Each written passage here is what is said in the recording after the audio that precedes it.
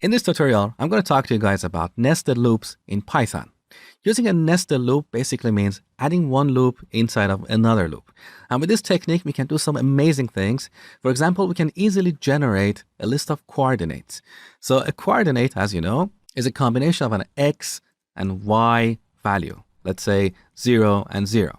Now, let's say we want to generate a list of coordinates like this. So we have 0 and 0, then we'll have 0 and 1, then 0 and 2. Next, we're going to change x, so we're going to use 1 for the x.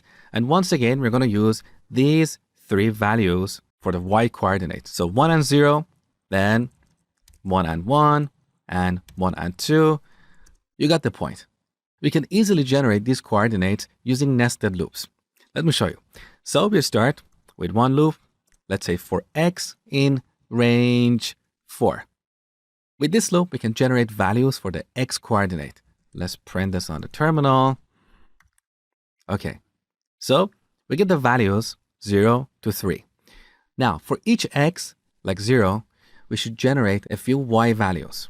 So that is where we use a nested loop. So inside of this loop, we're going to add another loop. So instead of just printing x, first we want to add another loop for y in range, let's say 3. Now we can print x and y together. So print, here we use a formatted string to display coordinates like this. So we add parentheses. Inside of this parentheses, first we need to add x, so curly braces, x, then a comma, followed by another set of curly braces, and y. Let's run this program and see what we get. There you go. So we have these coordinates 0 and 0, 0 and 1, 0 and 2. Then we have 1 and 0, 1 and 1, 1 and 2, and so on. So let me explain exactly how this program gets executed. So in the first iteration of our outer loop, x is 0, right? Now we are on line 2. Here we have a new loop, which we call an inner loop. In this inner loop, in the first iteration, y is going to be 0. So we'll print 0 and 0 on the terminal. Now the control goes back to line 2 or our inner loop. In this second iteration, y will be set to 1, but we're still in the first iteration of our outer loop. So x is still 0, but now y is incremented to 1. So that is why we see 0 and 1 on the terminal. Once again, the control goes back to line 2. We are in the third iteration of our inner loop. So this will continue until this inner loop completes. That is when y reaches 2, because this range function generates number 0 to 3, but not including 3. So we'll have 0, 1, and 2. After this inner loop completes, then the control goes back to line 1. At this point, we're going to be in the second iteration of our outer loop.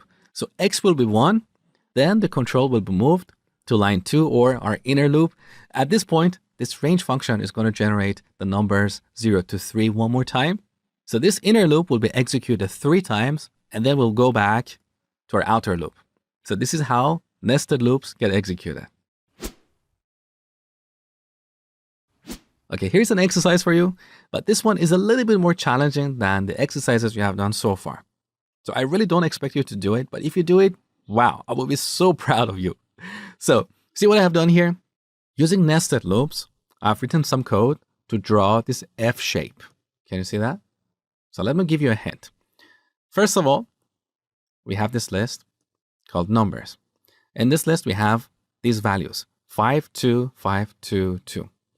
These values determine the number of x's we have on each line. So, for example, the first item in this list, this tells us that we should have 5 x's on the first line. There you go. So 1, 2, 3, 4, 5.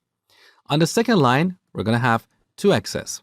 On the third line, we're going to have 5 x's, like this. So I've written code to convert a simple list of numbers into a shape like this. Now here's a tip for you. Using a for loop, you need to iterate over this list.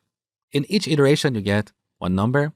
This determines the number of x's to be displayed on that particular line.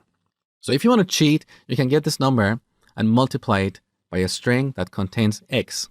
So if you multiply x by 5, you'll get 5x's. That's not what I want you to do. I want you to use an inner loop here to generate a string that contains 5x's. So imagine in Python, we cannot multiply a string by a number. So to solve this problem, we need a nested loop. So go ahead and spend 5 minutes on this exercise. And by the way, do your best to solve this. It is a little bit challenging, but it's not extremely difficult. It just requires a little bit of focus. You'll see my solution next. All right, so first we need to iterate over all the items in this list. So for item in numbers, or we could rename this variable to x_count. That is the number of x's on each line, okay? Now I told you that if you want to cheat, you can write code like this. Print x times x_count. If we run this program, we get the same output. So this is the beauty of Python. With Python, we can write expressions like this. We can multiply a string by a number to repeat it. A lot of other programming languages don't support this feature. But for this exercise, I wanted you to imagine that we don't have this feature in Python, so you would have to use an inner loop to solve this problem. Here's how it works. In the first iteration, x count is going to be 5. So we need to generate 5x's. How can we do that? Well, let's say we define a variable called output, and initially we set it to an empty string. Now we need to add 5x's to this string. So we can use another loop for count in range of x_count.